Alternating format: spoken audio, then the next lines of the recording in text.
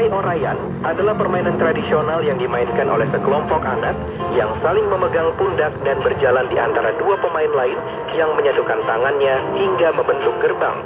Sekelompok anak yang berjalan membentuk ular akan menyanyikan satu lagu khusus.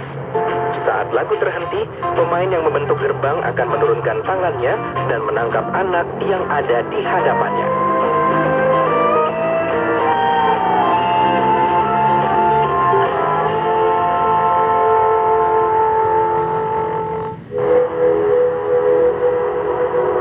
Legenda Rawapening. Pada zaman dahulu di desa Ngasem, hiduplah seorang gadis cantik bernama Sawitri.